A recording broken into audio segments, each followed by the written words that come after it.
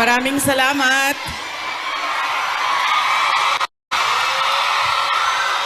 Magandang umaga sa inyong lahat. Maaari po siguro muna kayong maupo.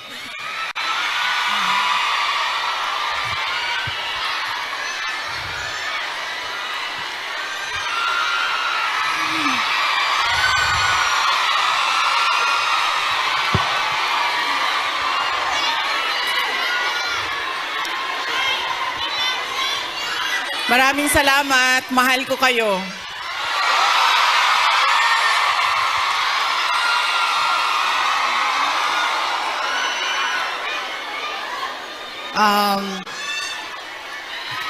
Upo muna siguro para yung mga nasa likod makakita din.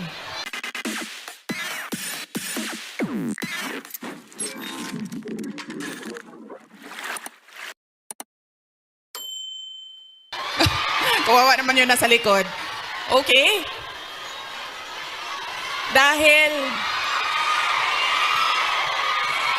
Dahil kayo ay sumisigaw ng Duterte, suspended na kayo lahat bukas.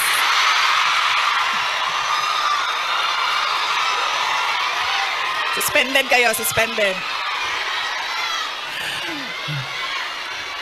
Joke lang. Unahin ko muna ang aking mga pagpapasalamat.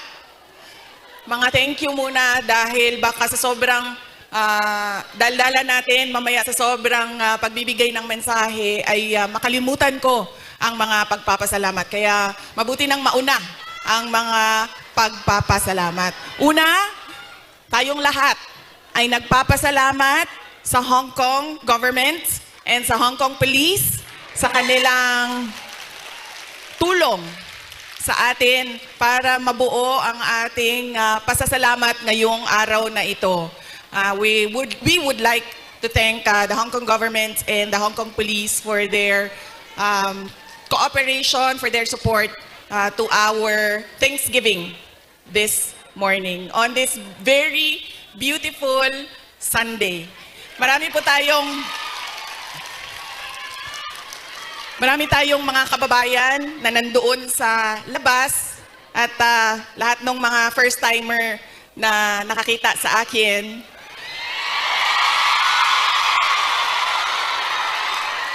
Sabi nila, ang ganda mo pala, bakit mukha kang...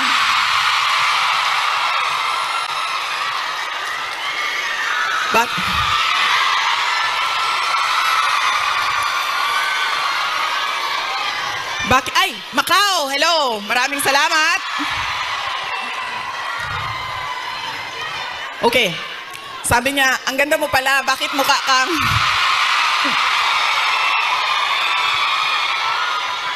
Bakit mukha kang Shrek sa mga picture mo sa internet? Tapos sabi ko sa kanya, sabi ko, ma'am, basta Pilipina, maganda talaga yan. Tayong lahat yon. Now, hindi ko lang alam sa mga Pilipino, sa mga lalaki natin. Pero sigurado ako sa mga Pilipina ay maganda. Dahil, ano ang ating proof o evidence sa buong mundo na maganda talaga ang Pilipina? Ilan ang Miss Universe natin? 4. 4 ang Miss Universe na winners ng Pilipinas. Kaya, ibig sabihin, global ang beauty ng Pilipina. Kaya, bago ang lahat, sabihin niyo sa lahat ng kaaway ninyo, Pilipina ako, maganda ako.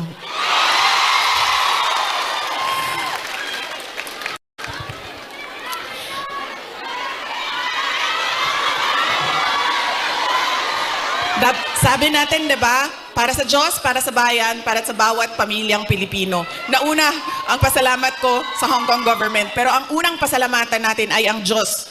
Para sa araw na ito, para sa magandang araw na ito, at para sa oportunidad, pagkakataon na ibinigay niya sa atin na magsama-sama ngayong March 9 dito sa Hong Kong. Dinala niya tayo lahat dito para sa bayan. Yan po ang pagpapasalamat natin sa ating Diyos. Dahil binigyan niya tayo ng isang araw ulit na magising, mag-ayos, pumunta dito at pag-usapan ang Thanksgiving, pagpapasalamat at pag-usapan ang ating bayan. Ang sunod na pagpapasalamat ko ay hindi ko isa-isahin yung mga pangalan dahil baka may hindi ako mabanggit at magtampo. So isa-isahin ko lang ang mga grupo na kailangan natin pagpasalamatan. Unahin ko muna ang Kingdom of Jesus Christ.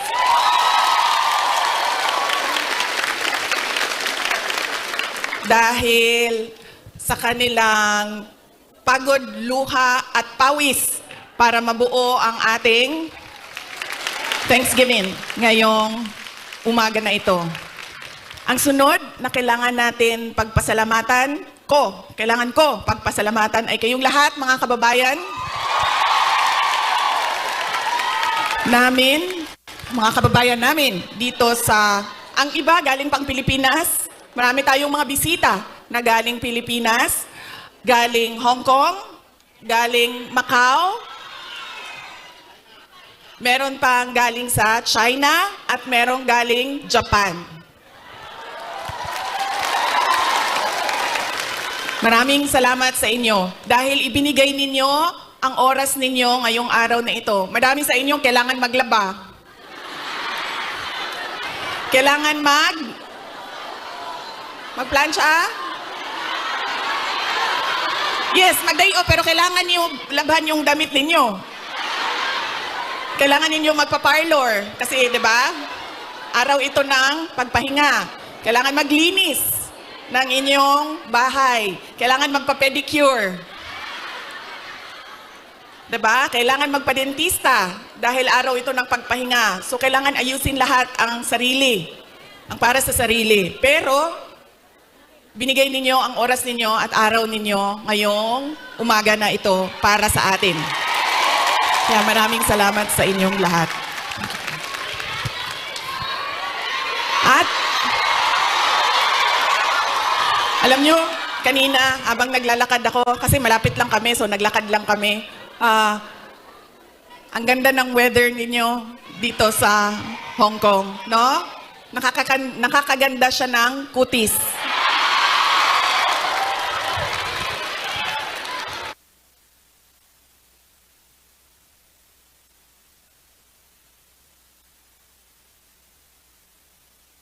Anong sabi namin na nakatira sa Pilipinas at yung mga nakatira sa mga kababayan natin sa Middle East? Sana all malamig ang tinitirhan. Sana all maganda ang kutis. Kaya isa din yan sa dapat ninyong ipagpasalamat sa Diyos. Nandito kayo sa lugar na hindi magulo, maganda ang klima, at lalong-lalo na nandito kayo dahil meron kayong hanap buhay. Hindi natin gusto na umalis ang ating mga kababayan sa Pilipinas. Pero marami sa atin, dahil walang oportunidad sa ating bayan, ay nakikipagsapalaran sa iba't ibang lugar sa mundo para sa inyong mga pamilya. Kaya yun ang sunod natin na pagpasalamatan, yung ating mga mahal sa buhay. Bawat pamilyang Pilipino, kailangan natin magpasalamat sa kanila dahil binibigyan nila tayo ng lakas, sinusuportahan nila tayo, at tinutulungan nila tayo sa ating pakikipagsapalaran sa ibang lugar. Ayaw nila na umalis kayo, ayaw nyo rin na iwanan sila. Pero kailangan natin gawin dahil kailangan suportahan ang ating mga pamilya. Okay? Pagpapasalamat, ulitin ko sa Diyos, sa Hong Kong government, Hong Kong Police, sa KOJC, sa inyong lahat, mga kababayan namin na nandito, at syempre kailangan natin pasalamatan ang PDP laban. Parang tinanggal na ata nila ang laban, no? PDP na lang, no? Opo. Ha? Okay, suka. May dala sila para sa inyong lahat. Inutusan silang bumili ng suka. Nagdain taon silang sinamak. Sa gusto. Nagdala po sila og pinakurat. Kisay gusto. Okay. Bagay na sa lechon Macau og pinakurat. Kaganina bitaw naglakaw ko dito. Kana ganing ay sorry. Kanina naglalakad ako doon. Yun bang nakabitay ng mga lechon Macau ba yan, no? Sa isip ko kanina. Sabi ko, kakain kaya muna ako. So sabi ko, ay hindi, picturean ko na lang muna. Andito sa aking cellphone yung roasted duck at yung roasted goose. Roasted goose. At tikman ko nga yun. Balikan ko. Roasted goose at yung parang lechon Macau. Bagay sa suka.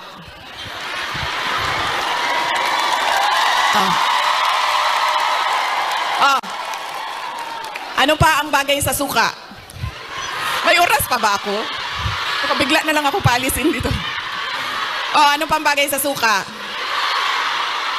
Ang ating chorizo longganisa. Diba? Bulad. Chicharon. Mangga. Mangga at suka. Kinilaw. Bulad, galunggong. Yes. Diba? So, kaya tayo lahat nauutusan na bumili ng suka. Kasi lahat yan, lahat ng pagkaing masasarap, kailangan ng suka. Alam niyo, wala sa listahan ko yung speech na suka na yan. Actually, wala ko listahan ng speech ko dahil matagal ako kagabi nag-decide kung pupunta ako dito sa Thanksgiving.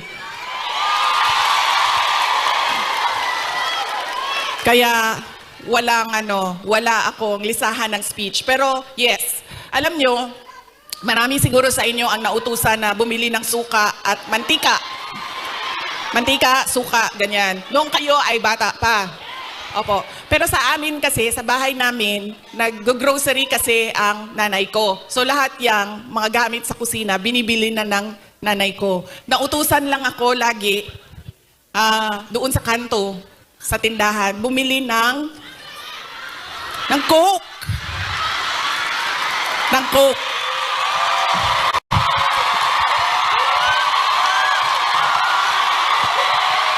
I'm sorry. Totoo yan. Hindi joke yan, ha? Totoo yan. Alam nyo, di ba, tag 5 pesos lang ang Coke noon? 1980s? Or less pa nga ata siguro? 5 pesos? Mga 4 pesos ang Coke noon. Tapos ang pera natin, yung papel na green na 5 pesos. Oo, yan yon. Pero totoo yan, ha? Hindi, Coca-Cola, ha? Kasi kayo naman, pag sinabing Coke, tapos wala pang noon, wala pang 1.5, 2 liters. Litro lang yan. Litro lang yan nung kapanahunan natin. So yun. So saan na tayo? Sa pagpapasalamat. Papasalamat tayo sa PDP. Ating mga kandidato sa PDP. Aabot tayo dyan mamaya. And syempre, kailangan natin magpasalamat kay Pastor Apollo Kibuloy for his generosity. Alam nyo, bumisita ako sa kanya nung siya ay nasa hospital, sa Pasig Hospital. Sabi niya sa akin, kung hindi ako nakulong, kung hindi ako inoppress, pinahirapan, hindi ko maisip na tumakbo para tumulong sa mga nakakulong, sa mga pinapahirapan at sa na-oppress. Sabi niya, sabi niya, tama lang na ganito ang nangyari dahil naliwanagan ako at napaabot sa akin ang mensahe na kailangan kong tumakbo bilang senador para tumulong sa mga nahihirapan at pinapahirapan.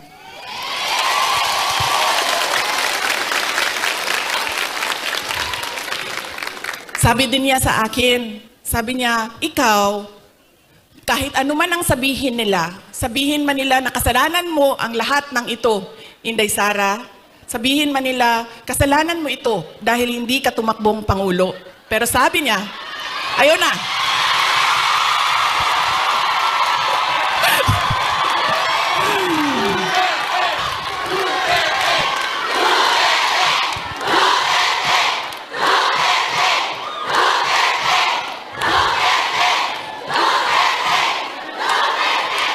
Pero sabi niya, makinig tayo kay Pastor Apollo Kibuloy. Dahil siya ang araw-araw nagbabasa ng Bible. Siya ang nakakaalam by heart kung ano ang salita ng Diyos. Ano ang words of God. Sabi niya sa akin,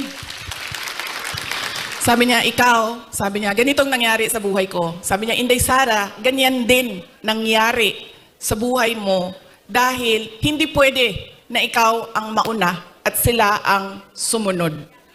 Dahil wala ng katapusan. Dapat sila ang mauna at ikaw ang sumunod.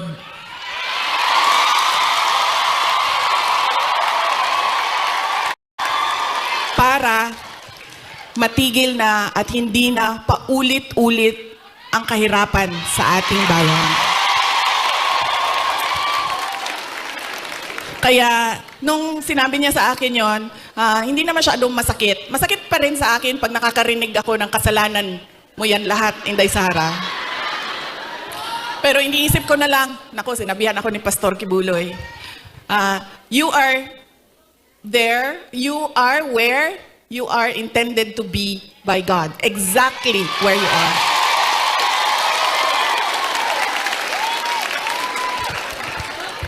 So yaan po, hindi pa ako nangalahati sa pagpapasalamat ko kaya bilis-bilisan natin. Hanggang anong oras ba ako pwede, sir?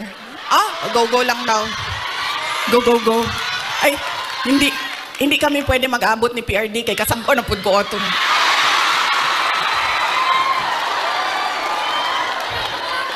Kibaw mo nang nagsayo ko. Tagalog eh. Alam nyo, bakit ako nandito ng maaga? Gumising talaga ako ng maaga. Ang alarm ko, 6:30 a.m., 7 a.m., 7:30 a.m., 8 a.m. Apat yung alarm ko. Para hindi kami mag-abot ni President Rodrigo Duterte. Kasi pagagalitan na naman niya ako sa mga pangyayari. No, hindi naman siya nagagalit. Actually, mabait. Kumalma na si PRD nung medyo nagka-edad na siya. Mahal ko kayo.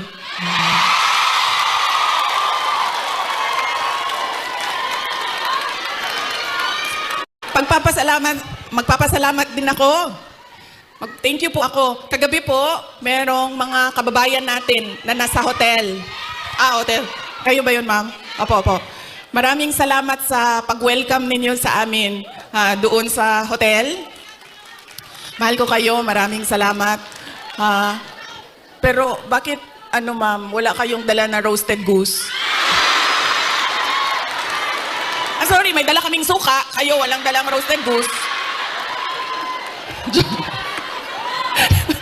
Joke lang.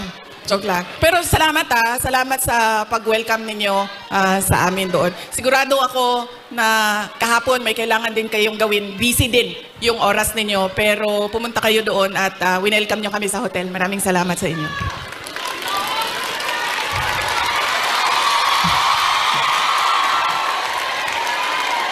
Ang sunod ko po na pagpapasalamat ay personal po sa akin.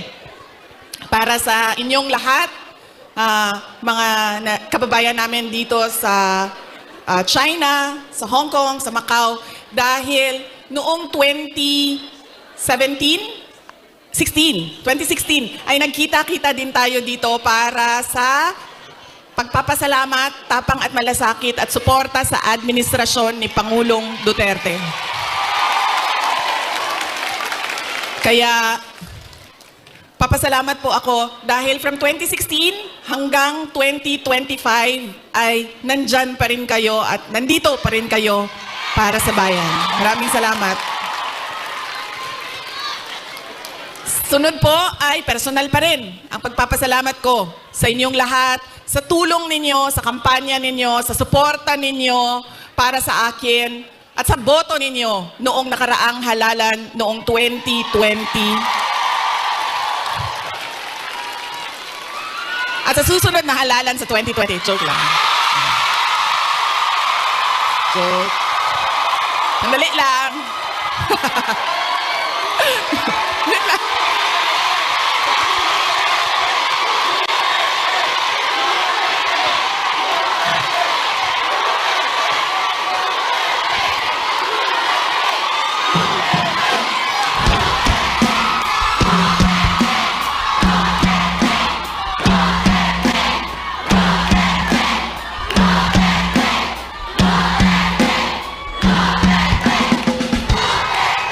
Okay. Papunta na po ang suspension order. Sige. Sige. Maraming salamat sa suporta ninyo noong 2022. Thank you very much sa inyong lahat, mga kababayan. Alam nyo, una ko pong naramdaman na mukhang mananalo ako sa eleksyon dahil nakita ko ang overseas absentee voting results. Una siyang lumabas. So nakita ko na I think 98% lahat ng OFW votes ay para sa akin. Kaya doon ko naramdaman na parang baka siguro manalo ako. Kaya maraming salamat sa inyo.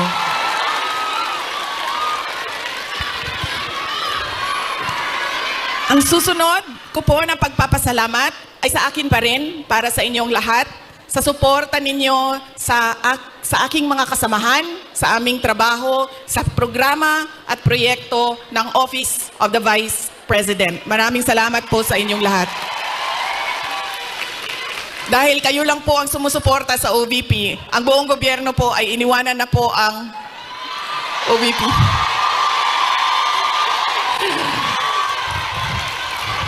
Maraming salamat. Yung satellite offices po namin sa iba't ibang lugar ay naningkamot. Ano sabihin naningkamot? Nagsisikap. Yung satellite offices po namin ay nagsisikap na mahanap yung mga geographically isolated and disadvantaged areas at hindi lang nakatuon sa National Capital Region. Kaya salamat po sa suporta ninyo sa Office of the Vice President. Ang susunod po na pagpapasalamat ko ay ang mahal ko kayo.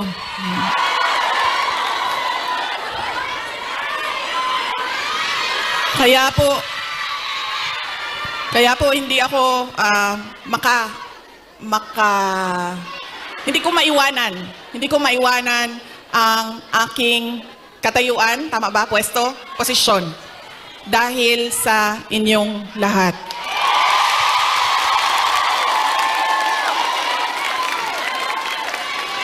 Ang sunod na pagpapasalamat ay mula po sa aming pamilya, ang pamilya Duterte.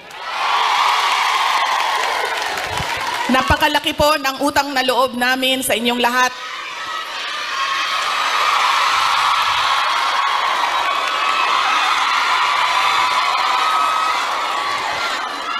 Dako kayo ang amo ang utang nga kabubuton kaninyong tanan, mga kaigsuunan namo. Sa pagkakataon na ibinibigay ninyo sa amin na makaserbisyo o makapagtrabaho sa ating pamahalaan. Sa oportunidad na ginahatag ninyong kanamo nga makasilbi sa ato ang nasud. Maraming salamat po sa inyong lahat.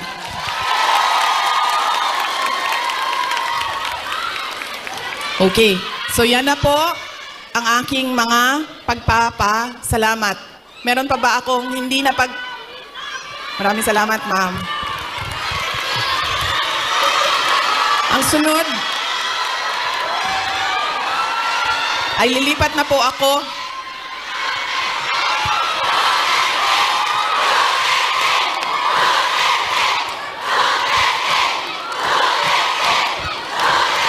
paminsan Malinaw sa mo ba? Kajut lang ba? Alas 12 na. Alas 12 na, kasi magpakaon sa ato adin eh.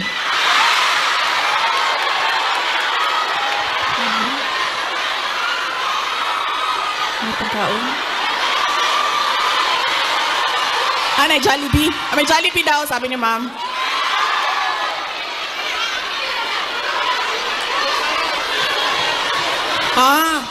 Okay. So, hindi daw tayo kakain lahat. Para sa bayan. Okay. Sige, okay lang. Kailangan ko din naman magpa-reduce, so okay lang.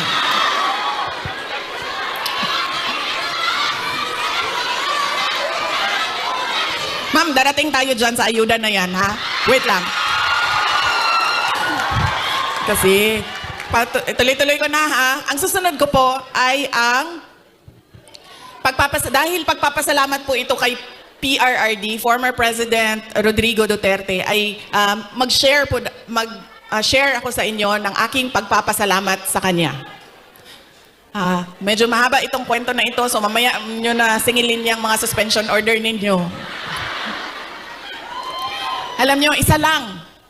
Sa lahat-lahat siguro ng pagmamahal or generosity ni former President Rodrigo Duterte, isa lang ang stand out.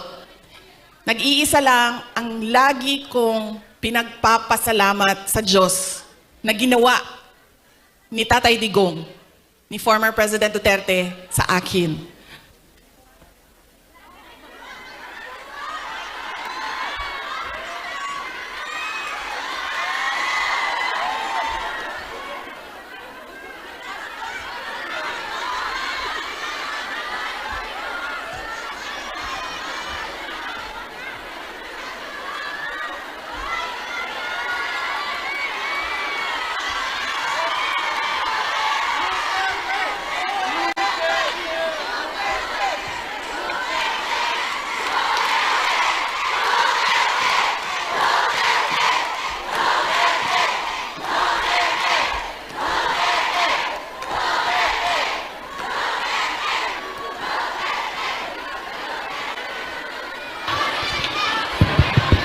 Hello? Okay na? Sir, pakihanap nga yung inutusan ni Marcos na patayin yung aking...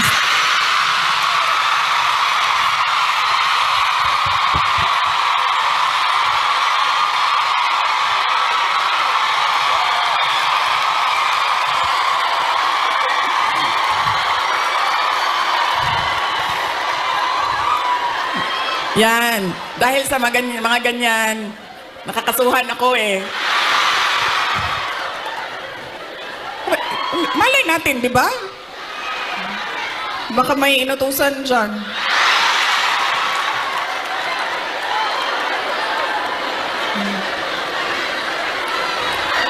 Okay. Isa lang. Paulit-ulit yan pag napapaisip ako sa tatay ko. Binigyan halaga niya at inulit-ulit niya sa akin ang kahalagahan ng edukasyon. Hindi niya ako tinigilan. Alam niyo, si PRD, yun pong mga nasa harap, kailangan niyo po umupo kasi hindi makakita yung nasa likod. Hindi siya tulad ng tatay ninyo na malambing, mapagmahal. Hindi ganyan ang tatay ko. Ang tatay ko galing siya sa generation na laging galit. Diba? Sino yung may mga magulang na yung generation na laging galit? Yan. Galing dyan ang generation. Galing dyan ang tatay ko sa generation na yan. So lagi siyang galit.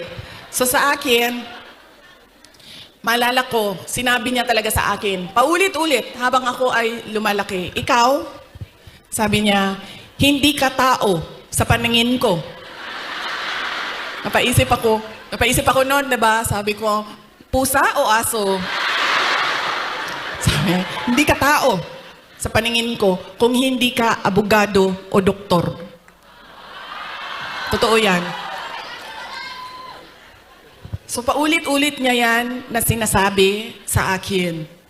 So syempre, pag ikaw bata ka, 'di ba? Papasok yan paulit-ulit dyan sa iyo. So ako din, habang ako ay nag-aaral, nung ako ay lumalaki, nag-aaral ka, elementary, high school, napasok na sa isip ko. At 4 years old ha, hindi ko alam, baka sa tiyan pa lang sinasabihan ako ng tatay ko, ikaw, hindi ka tao. O hindi ka... Kasi 4 years old pa lang, sa yearbook ko ng kindergarten, nakalagay doon, I want to be a pediatrician. Imagine nyo, hindi doktor ha. Alam ko kung ano ang specialty ko. Sabi ko, I want to be a pediatrician. Andyan pa yan hanggang ngayon, ang yearbook na yan. Kaya, nung ako ay paulit-ulit yun, alam ko na magiging doktor ako. Alam ko na magiging doktor ako. Nung panahon na kailangan mag-apply ng entrance exams sa college, di ba? Kailangan natin mag-apply sa mga colleges and universities. Hindi nila alam, ng mga magulang ko, nag-apply ako sa University of the Philippines. Nung nag-apply ako sa University of the Philippines, syempre nilagay ko din naman yung science courses. Pero nilagyan ko din siya ng political science. Nung nakita ko ang result at nalaman ng mga magulang ko yung result, nakalagay doon, na waitlist ako sa political science. So sobrang excited ko. Hindi nila alam na gusto ko mag-college sa Manila. Kaya sikreto ako na nag-apply. Sobrang excited ko. Sabi ko sa mga magulang ko, pumasa ako ng UP. Pero political science kasi yung kurso. So sabi ko, gusto ko sana pumasok ng UP Diliman yun eh. UP Diliman. Tapos, political science yung kurso. Sabi ng nag-wild. Galit si PRD. Sabi niya, di ba, sabi mo, simula nung bata ka pa, gusto mo maging doktor? Pre-med ba ang political science?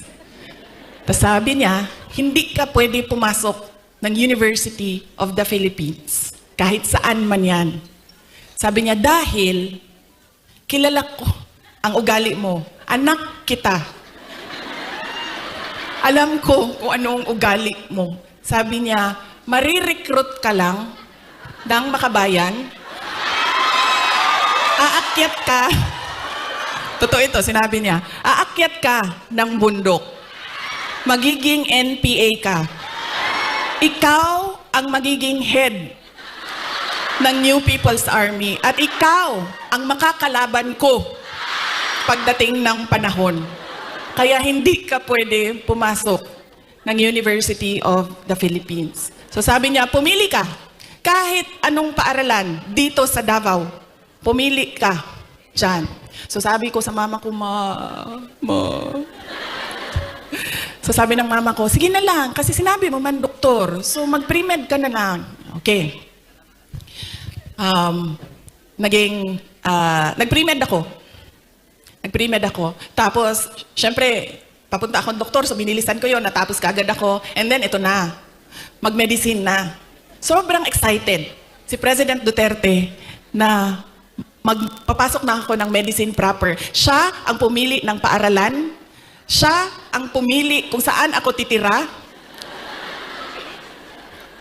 Tapos, pumunta na lang siya sa akin at sinabi niya na, ayan na, may school ka na, na-enroll ka na, may bahay ka na, pumunta ka na lang doon ng ganitong date. So pumunta ako doon. Pagdating ko doon, kompleto na. May kama na ako, may washing machine, may refrigerator, may kotse pa. Ganyan siya ka-excited. Sige ma'am, ipa-adapt kita sa tatay ko. Huwag ka mag-alala. Ganyan siya ka-excited noong ako ay medicine na. Tapos, syempre,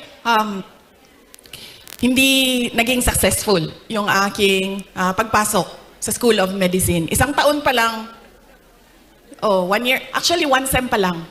First sem pa lang, alam ko na parang fish out of water. Alam nyo yung bakit madali para sa kanila, nahihirapan ako. Sobra. Tapos dumating ang second sem na halos hindi na ako pumapasok. So kinabahan na ako. Kasi, di ba sa probinsya, di ba sa Atua, pagpadala ka sa Manila kasi ako nag-med school, pag ipadala ka sa Manila, parang malaking send-off yun. Congratulations sa anak ko, graduate ng ganito. Congratulations at magiging doktor yan. Class of. Ganon, diba? So ako, syempre kinabahan na ako kasi hindi ako makakauwi. Pinadala ako sa Manila para maging doktor. Tapos uuwi ka, drop out.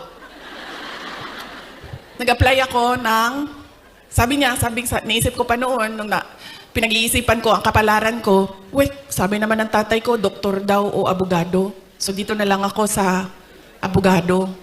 So lumipat ako, nag-apply ako sa San Beda College kasi at the time na nag-decision ako, San Beda College na lang yung bukas sa mga exams, entrance exams. So hindi ko pa sinabi kaagad sa mga magulang ko na nasa San Beda na ako. Nalaman na lang nila dahil nagsabi ang driver. Sabi niya, hindi na yan siya pumupunta ng Cavite, lagi kaming nandyan sa Menjola.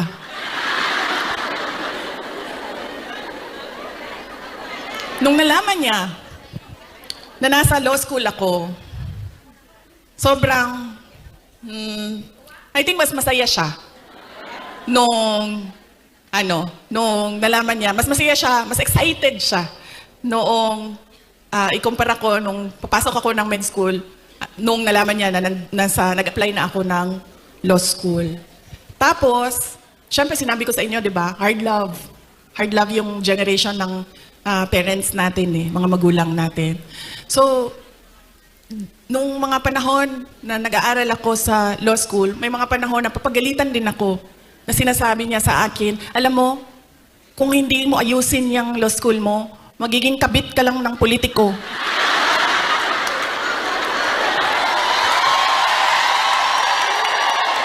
Ganyan. Ganyan siya kung, di ba pangit pakinggan sa atin? Pero ganyan yung style niya para idikdik sa'yo na mag-aral ka. Tapos meron pang isang beses na sinabihan niya ako, alam mo, kung hindi ka mag-aral ng mabuti, magiging halaman ka lang dyan sa gilid. Ganyan yung force by which he emphasized into my brain that I need to become a lawyer. So nung pumasa na ako ng bar, doon ko nakita ang pagbabago sa magulang ko. Hindi sa nanay ko dahil ang nanay ko sobrang supportive nun. Kahit maging halaman ako, didiligan ako nun eh. Ganyan kabait ang nanay ko. Diba? Pero nung nakita niya yung grade ko sa bar exams at nakita niya na mas mataas yung grade ko sa bar exams kesa sa kanya nung tatay ko. At hindi lang 0.1, 0.2, 0.3. 5 points ang layo namin sa grado. Doon siya nagbago. Parang naging tao na ako sa paningin niya. Lalo pati, pag every time nababanggit yung grade sa bar, hindi na siya talaga nagsasalita. Tapos lagi ko pa sinasabi sa kanya, sabi ko, partida yan pa ha, kasi hindi ako nag-aral eh. Kung nag-aral ako, top-notcher ako eh.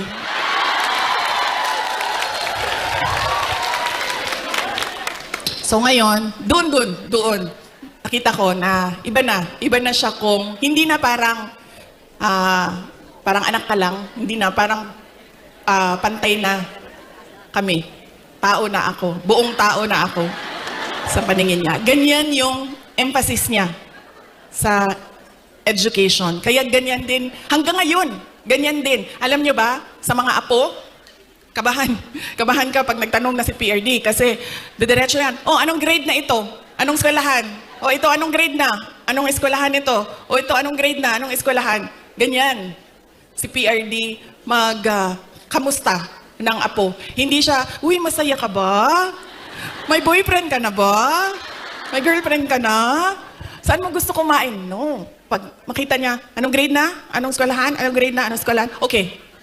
Nag-aaral? Okay. Ganon pa rin. ka-hardliner siya sa education. So yan yung talaga, nagpapasalamat ko sa kanya. Dahil kung hindi ako naging abogado, lalo pati yung mga pinagdaanan ko ngayon, hindi ko siya, kasi ngayon naiintindihan ko kung ano yung pinagdadaanan ko. Siguro kung hindi niya pinilit ng pinilit, hindi ako ganito ka-confident sa aking ginagawa.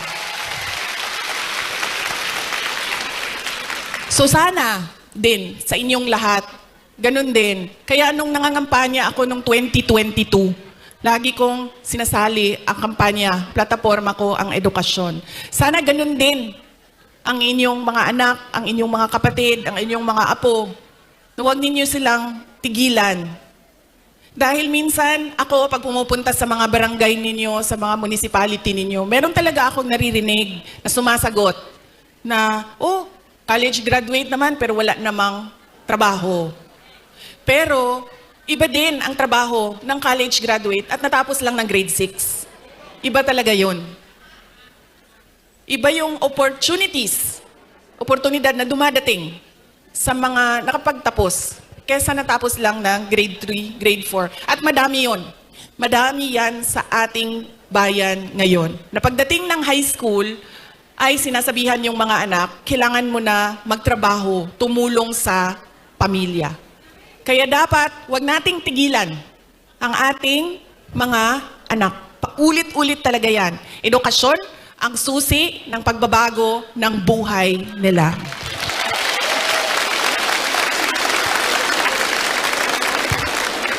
Pagpapasalamat para kay PRRD para sa edukasyon. Ang susunod po ay ang pagpili natin ng kandidato sa 2025, ngayong darating na buwan. Kay bawo mo na tagam, nakakaon ba akong tagam atong 2022, no?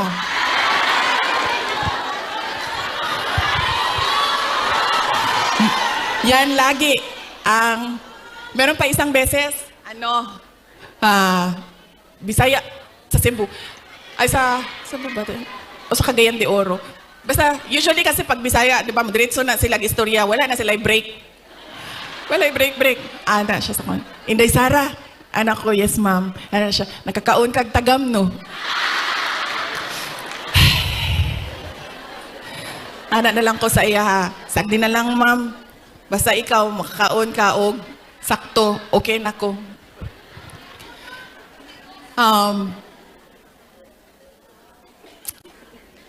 Ayaw ko kasi, masakit sa akin ang sabihin ang sorry sa inyong lahat. I-explain ko na lang. Kasi alam nyo, kahit saan ako pumunta, sabihin ko sa inyo sa Samar, ito talaga mga maalala ko Samar, Pangasinan, Batangas. Dito sa Mindanao, sure na moingon na siya, moingon na gina sila o imuhaning sala tanan. Wala na lali sa Mindanao. Bago lang, saan yun? Bago lang. Parang kahapon ba yun? Ay, kahapon! Kasi dinala ko yung guest ko sa Disneyland. So na ay mga taga Cebu. Ana ang mga taga Cebu. Kibaw ba kay Inday Sara no? Nabudol ba may tungod ni mo?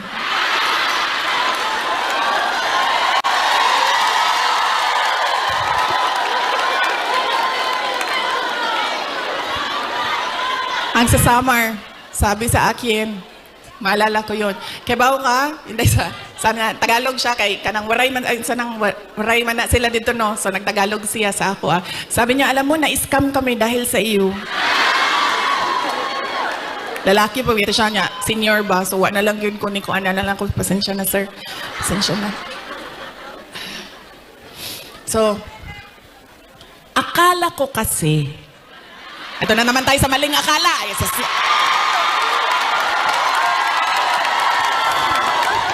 Hindi totoo ito. Akala ko kasi gusto niya ng mas magandang bayan, mas maayos na Pilipinas kung ano yung pinagdaanan natin noon. Kasi ang plataforma namin nung tumakbo kami, unity at continuity.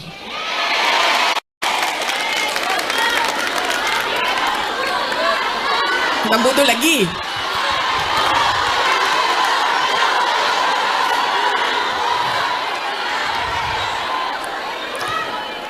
Kasi ako, sumusunod ako sa tatay ko. Ibig sabihin, sa trabaho ba? Hindi ako sumusunod sa tatay ko sa personal. Kaya nga ako nagtatago, di ba? Sumusunod ako sa trabaho. Nag-mayor siya. Nag-vice mayor siya. Nag-vice mayor ako. So, ang ginagawa ko, there has to be something, added value ba? Value added sa iyo. Di ba? Kasi paano ba naman na binoto namin ito si Rodrigo, pero binoto ka namin, wala namang value added. Wala namang dagdag na kahalagahan sa iyo. 'Di ba? So sumusunod ako sa tatay ko. Nag-vice mayor siya, nag-vice mayor ako. Nag-mayor siya, nag-mayor ako. Sandali lang, ma'am. Mamaya na yung president, ma'am. Wow. Sandali lang. So nung mayor ako, ano ba yung targets ko as mayor? 'Di ba? Kasi kailangan may value added sa iyo. So sabi ko, okay, ganito na ang nagawa ng administration ni President Duterte. Saan pa ba natin dadalhin ang Davao City? So may target kami. Nung umalis ako sa Davao City as mayor, number 4, most competitive city na ang Davao City. Number 8 na kami sa mga pinakamayaman na syudad sa buong bansa.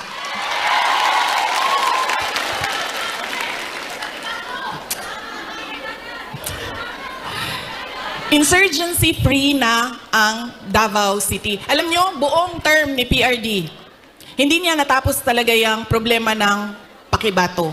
So, nung taga-Pakibato mo, ma'am? Mabiya ganay ingon ni PRD, siya mag-NPA lang ka sa Pakibato, ikaw kalaban sa mga sundalo. Ayaw, ganda din na sa UP. Okay. Diba? Hindi niya natapos. And sa akin, meron kasi insidente doon na ako ang mayor, namatay yung opisyal, na napagalitan ako ng nanay. Tiga Visayas yung pamilya. Kausap ko siya sa phone, sabi ko, ma'am, pasensya na, namatay yung anak mo, ganyan. Napagalitan niya ako. So sinabi ko, sige, tapusin natin yan. So tinapos namin. In 3 years, o 4 years, in 4 years, tinapos namin yung problema sa Pakibato. There has to be something new and something better in you. Akala ko kasi ganyan. Dito ko lang naintindihan na hindi pala lahat ng tao pareho ko mag-isip. Yun yung naging problema. So yun yung kailangan ko ihingi ng pasensya sa inyong lahat. Dahil, sabi nga ni Pastor Kibuloy, dapat lang siguro mangyari ang mga nangyayari para makita natin. Kawawa lang siguro ang mga tao, ang bayan, pero if we talk about the divine, maybe there is a reason for what is happening. So yun yun. Ngayon, pipili na naman tayo ng mga opisyal ngayong Mayo. Ano ba ang problema natin, mga botante? Ang problema sa atin, ang pinipili natin ay paulit-ulit ba? Pabalik-balik lang. Mahilig tayo sa sikat. Mahilig tayo sa magaling kumanta, sumayaw dito sa stage. Mahilig tayo sa nagpapa-amuse, nagpapatawa sa atin. At mahilig tayo sa hindi natin tinitingnan kung ano ba yung karakter, totoong karakter ng tao sa likod ng mukha niya sa TV. Ganyan tayo ang ugali ng mga Pilipinong botante. Kaya siguro dapat sa darating na halalan, pag-isipan na natin ang ating iboboto. Sabi ko nga sa inyo, nadala na ako, na-scam na ako, nabudol na ako. Hindi ako mag-endorso ng kandidato. Kasi baka pagkatapos ng eleksyon, sasabihin nyo na naman, na-scam ba yung Inday Sara dahil sa iyo? Ang gagawin ko para sa inyo, sasabihin ko, ano ba ang kailangan nating gawin as voter? Ano? Una, huwag natin ibenta ang boto natin. Diba? Ngayon, legitimate na ang vote buying. Nakatago siya sa? Yan na, ma'am. Nandito na tayo sa topic na gusto mo, ma'am. Ayuda. Ganun na ang mga politiko ngayon. Bibigyan ko kayo ng example, ha, ng experience ko sa mga pagbibigay ng ayuda o vote buying. Noong barangay election na nakaraan, bago lang, tinanong ko yung isang kaibigan ko, ano bang ginagawa mo na suporta sa barangay candidates? Tapos sabi niya, ang ginagawa ko, humihingi ako ng tupad at AIX at binibigay ko sa mga barangay captain para ibigay nila sa supporters nila. So sabi ko sa kanya, okay, hindi ko magawa na ganyan yung suporta na ibigay ko sa mga local barangay candidates. Pero totoo yan. Hindi man pinag-uusapan, pero totoo yan na nangyayari. Nakikita nyo yan. Nakikita nyo yan doon sa mga probinsya ninyo. Kaya ang una, huwag natin ibenta ang boto. Pangalawa, pag tumingin tayo ng kandidato, tingnan natin kung ano yung promises na ginawa niya o sinabi niya noon. Tapos, tingnan natin, binigay ba niya yung kanyang promise? Saad? Unsa sa Tagalog ng promise? Pangako sa'yo? Binigay ba niya ang pangako niya sa'yo? O iniwanan ka lang niya sa ere? At sumama sa iba?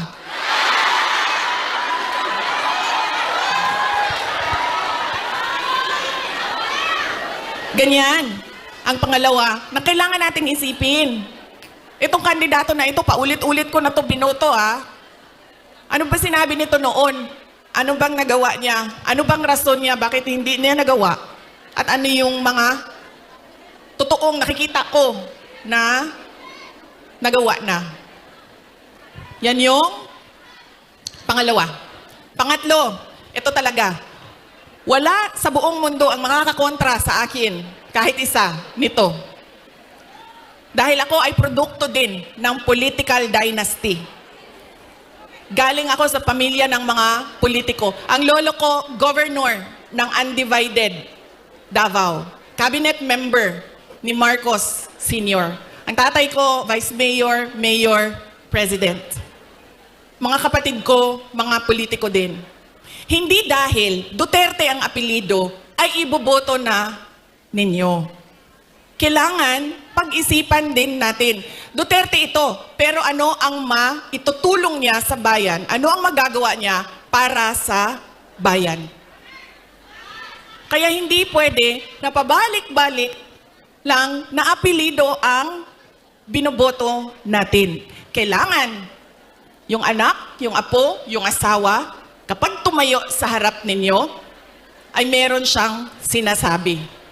Hindi yung tatayo siya, at dahil Duterte siya, kakanta na lang siya para sa inyong lahat. Pangako sa'yo. Diba? Hindi pwede. Ma'am, ganyan talaga yan, ma'am. Sa tingin ko naman kasi talaga, totoo, walang forever. Kaya darating talaga ang punto na iwanan ka talaga. Si Ma'am Gemma, ay daw.